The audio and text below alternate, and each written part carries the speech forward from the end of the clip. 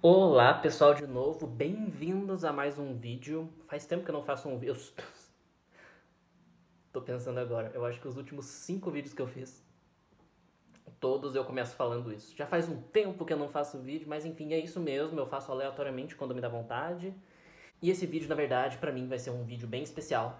Eu acredito que pra muita gente que talvez esteja assistindo também seja, pelo assunto que eu vou abordar, que é autismo leve, ou como muitas pessoas ainda chamam, Asperger. Esse Asperger é um termo que está começando a entrar em desuso, mas muitos canais do YouTube têm esse nome no título, muitos perfis do Instagram também têm esse nome no título, porque o Asperger é basicamente um autismo leve. E eu fui recentemente diagnosticado com autismo leve. Autismo, pra gente começar, ele é dividido em 3 níveis, 1, 2 e 3. O 1 é o mais leve e o 3 é o mais pesado. E eu, assim, de 2 anos pra cá, eu passei a ler muita coisa relacionada a esse assunto.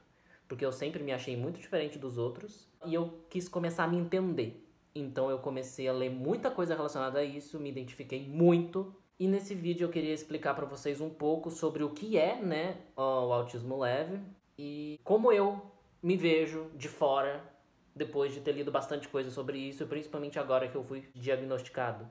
Eu vou começar aqui lendo para vocês algumas das características, não é, que tá no relatório que a moça que me diagnosticou escreveu. E ela colocou ali algumas características do autismo leve, né? Que tá dentro do transtorno do espectro autista. Eu sempre tenho dificuldade de falar esse nome inteiro. Mas a sigla é TEA. Enfim, eu vou ler algumas das características do autismo leve aqui para vocês. 1. Dificuldade em compreender as mensagens transmitidas por meio da linguagem corporal. Pessoas com síndrome de Asperger geralmente não olham nos olhos e, quando olham, não conseguem ler as intuições do outro, as intenções do outro. 2. Interpretar as palavras sempre em sentido denotativo. Pessoas com síndrome de Asperger têm dificuldade em identificar o uso de coloquialismos, ironias, gírias, humor, sarcasmo e metáforas. Ser considerado indelicado e grosseiro. Pessoas com TEA, né, dentro do transtorno do espectro autista, são propensos a comportamentos egocêntricos, não captam indiretas e sinais de alertas de que seu comportamento é inadequado à situação social. Muitas vezes se acham os maiorais e pensam que estão agradando, que engraçado isso. Contudo, se colocam em situações que são consideradas metidos ou patéticos. Sim, me identifico muito. Sendo muitas vezes considerados esquisitos, antissociais e ou mascotes de gozação do grupo. A perceber-se de erros sociais. Esse é o ponto 4. À medida que as pessoas com TEA amadurecem e se tornam cientes de sua cegueira emocional, começam a temer cometer novos erros no comportamento social, e a autocrítica em relação a isso pode crescer a ponto de se tornar fobia social, perfeccionismo, obsessão por controle e organização. Eu tendo a me autoanalisar bastante em relação a isso mesmo. Desinteresse. Esse é o quinto ponto. Desinteresse inteiro de fazer coisas novas, lazer ou passar por outras experiências. Completamente. Se dependesse de mim, eu morava na cidade que eu tô pra sempre, não viajava e ficava aqui. Eu tenho muito problema com viagem, eu não gosto de viajar. Sexto ponto, exaustão. Quando uma pessoa com TEA começa a entender o processo de abstração, precisa treinar um esforço deliberado e continuado para processar informações de outra maneira. Isso muito frequentemente leva à exaustão mental. Isso porque pessoas com autismo têm mais dificuldade de entender coisas abstratas. Poesia mesmo eu não entendo poesia. Ou para eu entender, igual tá escrito ali, eu tenho que fazer um esforço imenso, assim. Eu tenho que racionalizar sobre isso. Porque a gente tende a ter uma imaginação, um pensamento muito imagético. Pra gente entender as coisas, a gente tem que ver na nossa cabeça. E como poesia não é literal, fica difícil a gente ver na nossa mente uma coisa que é mais abstrata. Peças em verso mesmo, eu que trabalho com teatro, pra mim é um sacrifício ler uma peça em verso tipo do Shakespeare. Eu morro pra ler, eu não consigo. Na verdade, muitas vezes que eu fui ler uma peça de Shakespeare, eu sempre procurei uma adaptação, não é para uma versão que não é em verso, porque eu realmente tenho muita dificuldade. Sétimo ponto, dificuldades em relacionamentos. Sente dificuldade em fazer amigos, conseguir parceiros para uma relação intimista ou sexual, podendo passar anos sem se relacionar com ninguém, ou até mesmo nunca, demonstrando desinteresse sexual e afetivo por outrem. Ok? 8º ponto, comportamento variável. Muitas vezes uma pessoa com TEA pode se comportar ora como uma pessoa adulta, ora como uma criança imatura e teimosa, variando aleatoriamente. 9º ponto, paranoia. Por causa da cegueira emocional, pessoas com TEA têm problemas para distinguir a diferença entre atitudes deliberadas ou casuais dos outros, o que por sua vez pode ser erroneamente interpretado pelos de fora como paranoia e perseguição pessoal. 10º ponto, lidar com conflitos. Ser incapaz de entender outros pontos de vista pode levar à inflexibilidade e a uma incapacidade de negociar soluções de conflitos. Uma vez que o conflito se resolva, o remorso pode não ser evidente. 11º ponto, consciência de magoar os outros. Uma falta de empatia em geral leva a comportamentos ofensivos ou insensíveis não intencionais. Ponto 12. Consolar os outros. Como carecem de intuição sobre os sentimentos alheios, pessoas com SA, síndrome de Asperger, aqui no texto fica variando, o nome, às vezes chama de TEA, às vezes chama de Asperger, às vezes chama de autismo leve, enfim. Pessoas com síndrome de Asperger têm pouca compreensão sobre como consolar alguém ou fazê-los se sentirem melhor. 13º ponto, reconhecer sinais de enfado. A incapacidade de entender os interesses alheios pode levar as pessoas com autismo a serem incompreensivos ou desatentos. Na mão inversa, pessoas com TEA geralmente não percebem quando o interlocutor está entediado ou desinteressado. Oh yes. 14º ponto, introspecção e autoconsciência. Pessoas com TEA têm dificuldade de entender seus próprios sentimentos, seu comportamento com déficits e o impacto dos sentimentos alheios. 15º ponto, vestimenta e higiene pessoal. Pessoas com TEA tendem a ser menos afetadas pela pressão dos semelhantes do que outras. Como resultado, geralmente faz tudo de maneira que acham mais confortável, sem se importar com a opinião alheia. Isso é válido principalmente em relação à forma de se vestir e aos cuidados com a própria aparência. Eu realmente não ligo a mínima pra roupa. Não ligo a mínima pra roupa. Se eu coloco meia de um par e outra, assim, eu não misturo as minhas meias, uma preta, outra branca. Não ligo se a minha roupa tá combinando, eu realmente me preocupo muito só se eu tô confortável ou não. Agora, higiene pessoal, eu sou até meio paranoico, assim, eu sou bem higiênico, tá, gente? Amor e rancor recíproco, 16º ponto. Pessoas com TEA reagem mais pragmaticamente do que emocionalmente. Suas expressões de afeto e rancor podem ser curtas e fracas. Sim? 17º, lidar com críticas. Pessoas com TEA sentem-se forçosamente compelidas a corrigir erros ou aquilo que pensam estar errado, mesmo que não conheçam bem o assunto que corrigem. Por isso, podem parecer ofensivos quando os erros ou supostos erros são cometidos por pessoas em posição de autoridade, como um professor ou um chefe. Há pouca flexibilidade mental e resistência a frustrações. 18º ponto, velocidade e qualidade do processo das relações sociais. Como respondem às interações sociais com a razão e não intuição ou afeto, pessoas com TEA tendem a processar informações de relacionamentos muito mais lentamente do que o normal, levando a pausas ou demoras desproporcionais e incômodas. Esses são os 18 pontos que está aqui no relatório. Eu preferi ler para vocês porque é uma forma mais distanciada de eu conseguir me ver de fora, lendo também. E enquanto eu fui lendo, eu já tinha lido, mas agora enquanto eu fui relendo, eu fui realmente identificando vários pontos aqui. Eu praticamente tenho todos esses pontos aqui. E essa coisa que aqui no relatório está escrito de falta de empatia, que as pessoas dentro do espectro autista costumam ter, é porque a gente tem muita dificuldade de ler emoções, o que as pessoas estão realmente sentindo. Então a gente meio que demonstra uma falta de preocupação com o sentimento alheio, porque a gente não entende muitos desses sentimentos, muitas dessas dicas, faciais, enfim. Isso é muito interessante. Ao mesmo tempo, as pessoas que têm autismo, por terem essa deficiência, essa falta de capacidade de entender essas expressões faciais, por exemplo, sentimentos, a gente acaba desenvolvendo uma observação racional mais detalhada da pessoa que está conversando com a gente. Isso eu acho engraçado, é quase um paradoxo. Como a gente tem dificuldade de entender, para sobreviver, a gente meio que aprende a ler detalhes que as pessoas normalmente não leem.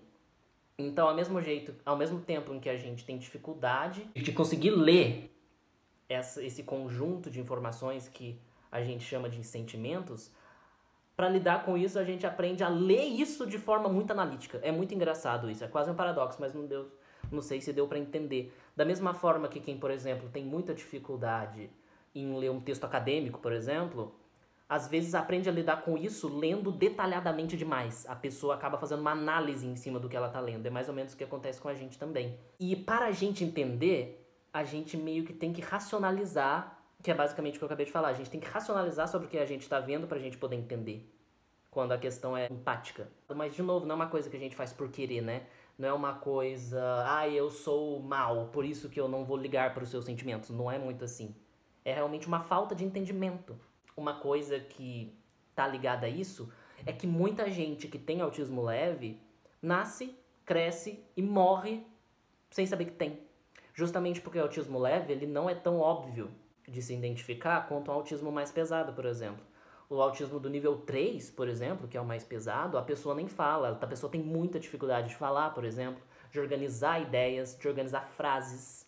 Então fica muito mais gritante. Enquanto no autismo leve, a pessoa consegue se comunicar. Eu aqui tô falando com vocês. Minha cabeça tá a mil, mas eu consigo me organizar. Então muita gente vive tendo vários problemas, por exemplo, em relação a essas questões sociais, que são as questões que mais gritam e que mais atrapalham quem tem autismo. Vivem com isso e acham que elas mesmas são um problema, não entendem quando os outros criticam e morrem com isso. Morrem, assim, tendo desenvolvido 1 milhão de problemas, né, transtornos de ansiedade e tal, por causa disso, porque nunca foram diagnosticadas, e morrem.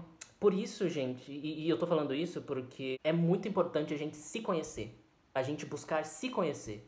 Eu mesmo só fui ficar mais tranquilo em relação a como eu sou quando eu passei a tentar me conhecer, pesquisando as coisas que eu pesquisei sobre isso. Porque um outro fato importante de se mencionar é que a pessoa não desenvolve autismo. A pessoa que tem autismo, ela não desenvolve autismo, ela nasce com autismo. O cérebro da pessoa nasce funcionando dessa forma. Ninguém desenvolve autismo. Por isso que quando você vai meio que fazer o diagnóstico, né, perceber se você realmente tem, você tem que ver, ou a pessoa, né, que está te acompanhando, tem que observar se você tem essas características desde criança. Não, tipo, eu comecei a ser assim na adolescência. É a mesma coisa alguém que, por exemplo, perdeu a mão, por qualquer que seja o motivo, a mão dela não vai crescer de novo. Ou seja, não tem cura. Ela pode achar uma prótese e tal, mas a mão da pessoa não vai crescer de novo. E autismo é a mesma coisa, não tem uma cura. Você aprende a lidar com isso. Você aprende a viver com isso. Você acaba arranjando formas de contornar os problemas que o autismo em si ele pode acabar gerando para você. Mas assim, falando mais de mim, eu acho que eu aprendi a lidar muito bem com muitas coisas, sabe? Mesmo antes de eu começar a pensar que eu poderia ter autismo, eu acho que eu já fui desenvolvendo formas de lidar com as coisas que eu sentia, porque, como eu disse, eu nasci com isso e eu sempre vivi desse jeito. E terapia pode ajudar muito nisso, pode ajudar muitas pessoas que estão tendo, sim, crises de ansiedade, fobias sociais, por exemplo, vindas por causa do autismo. Terapia pode ajudar essas pessoas a encontrarem formas de lidar com isso. Eu acho que essa é a questão, é você encontrar formas de lidar com isso. Mas o primeiro passo para mim em relação a você conseguir lidar com isso é você aceitar que você tem autismo. Por exemplo, quando você é diagnosticado, ou quando você pesquisar bastante sobre isso, vai procurar um diagnóstico para ter certeza. E o primeiro passo é aceitar que você tem isso. Porque é só assim que você vai conseguir lidar com as consequências de você ter isso, sabe? Você vai ficar mais tranquilo. Porque você vai entender a forma que você é e você vai entender o porquê de muitas coisas que aconteceram com você na sua vida, por exemplo. De coisas que você fez, de formas que você agiu. E isso aí vai te dar uma tranquilidade e a partir disso você vai aprender a lidar melhor com essas coisas. Outras características que eu tenho também. Eu sou viciado mesmo no que eu pesquiso no teatro, por exemplo. Isso eu tive muita sorte, porque assim, eu só pesquiso e eu só sei tanto sobre o que eu sei porque eu sou viciado no que eu pesquiso. E isso, por um lado, é muito bom, porque eu tenho muita facilidade em absorver qualquer coisa relacionada à minha pesquisa. Que no teatro, né, é Demi, do Stanislavski, quem me acompanha já deve saber. Mas, ao mesmo tempo em que isso, pra mim, é muito bom, porque, como eu disse, eu absorvo muito fácil tudo que eu leio em relação a isso, por outro lado, também é ruim, porque fora disso, eu não gosto de pesquisar e eu tenho mais dificuldade de ler e pesquisar outras coisas que não são relacionadas a esse assunto específico. Ao mesmo tempo em que, por exemplo, eu ser obcecado, eu ter essa obsessão pelo que eu pesquiso, também pode me fazer mal, porque eu já cheguei a passar uma tarde inteira lendo um livro relacionado a esse assunto, era um livro sobre Stanislavski até, e nesse tempo em que eu passei lendo esse livro, eu estava tão imerso que eu não comi, não bebi água, não fui no banheiro, e na hora em que eu tô imerso nisso aí, nesse engate, né, que parece que eu vou e vou mesmo para sempre, eu perco a noção de todo o resto, na hora eu não me sinto cansado, na hora eu não fico com fome, mas eu vou perceber tudo isso depois. É como se depois eu saísse de uma espécie de transe, sabe? É como se eu tivesse entrado num transe e depois saísse. E é depois que vem a canseira, depois que vem a exaustão. Isso acontece também quando eu vou escrever sobre o que eu pesquiso. Porque como eu tô no mestrado, eu tenho que escrever bastante, né? E se eu não coloco um limite pra mim do tempo em que eu posso ficar escrevendo, eu passo desse limite e eu também chego numa exaustão mental depois que pra mim é muito ruim. Eu fico para baixo, sabe? É como se todos os meus hormônios do prazer fossem embora. E eu fico muito mal mesmo. Por quê? Porque eu fico exausto. E de novo, na hora eu não percebo, eu só vou perceber depois. Por isso que na hora de escrever, eu sempre coloquei um limite pra mim de 2 horas pra eu escrever. 2 horas, eu não passo mais disso. Porque se eu passo disso, eu começo a ficar exausto. E eu já cheguei a escrever por 4 horas. E isso pra mim foi terrível, assim. De novo, enquanto eu tava escrevendo, eu gosto, porque me dá prazer enquanto eu estou fazendo. Mas depois eu perco a noção de tudo, assim. Eu fico muito exausto. Qualquer informação de fora, qualquer estímulo que vem de fora, pra mim é extremamente pesado. Eu fico com vontade de me isolar, deitar e ficar quieto, porque eu fico muito exausto. E mais uma característica, eu tendo a falar muito descontroladamente quase quando o assunto está dentro desses meus vícios. Como é, por exemplo, a minha pesquisa no teatro. Eu posso falar o dia inteiro sobre isso, eu não canso. Mas quando o assunto é qualquer outra coisa que não esteja dentro desses meus vícios, porque assim, isso que eu tô chamando de vícios, na verdade o nome melhor para isso seria um hiperfoco. Eu tenho um hiperfoco para isso.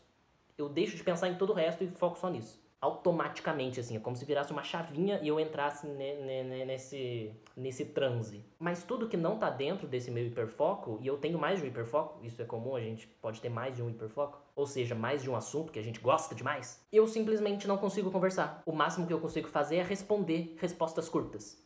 Por exemplo, uma coisa que eu não consigo fazer é ter conversinhas do dia a dia com alguém. Se alguém sentar do meu lado, sei lá, alguém que quer puxar um papo, sei lá, eu tenho muita dificuldade de manter esse papo. Eu posso até tentar no começo, mas por uma obrigação social mesmo, né? Fingir que eu, não sei o que, mas isso vai me deixando exausto, isso vai me cansando muito. Tentar manter essa pressão social.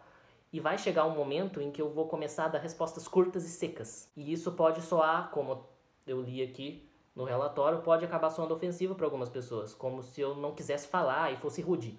Mas é que eu realmente não consigo. Não é questão de querer, eu não consigo. A minha mente não funciona assim.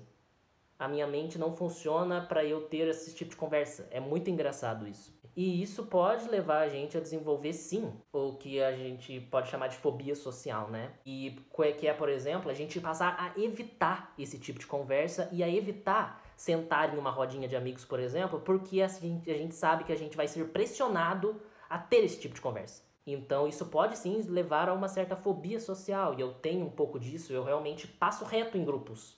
Um grupinho sentado, mesmo que tenha amigos meus ali naquele grupinho, eu passo reto. Por exemplo, eu chego na faculdade, não agora na pandemia, né?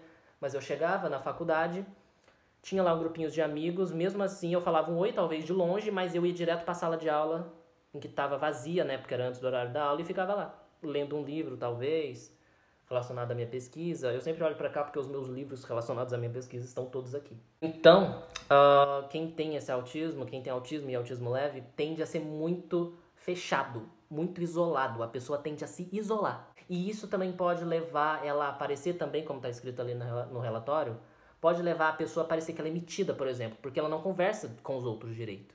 Porque o cérebro dela não consegue. De novo, eu reforço isso, não é que a pessoa não quer, ela não consegue. sabe? É a mesma coisa você, de novo, usando o exemplo da pessoa que perdeu a mão, é a mesma coisa você de culpar essa pessoa que perdeu a mão porque ela não está te dando a mão. A pessoa não tem a mão, não tem como ela te dar a mão, entende?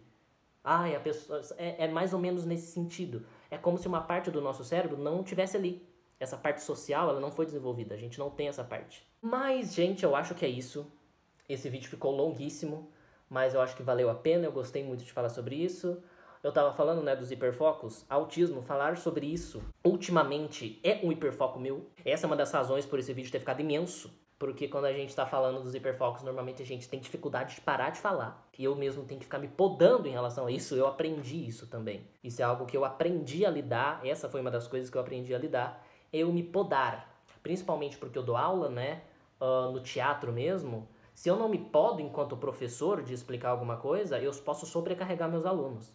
Então foi justamente dando aula que eu comecei a aprender, principalmente a me podar em relação a isso. Quando eu percebo como professor que eu tô falando demais, eu paro e penso, para, Diogo, não é hora ainda de você falar tanto essas coisas, pratica mais com os alunos, eles ainda estão muito iniciantes, enfim. É isso, gente, espero que vocês tenham gostado, espero que eu não tenha sobrecarregado vocês, eu acho que não, porque se vocês estão aqui até o final, vocês gostaram do conteúdo desse vídeo, eu espero. Se vocês gostaram, compartilhem esse vídeo com seus amigos, com quem vocês acham que pode interessar. E é isso, gente. Até o próximo vídeo que eu decidi fazer.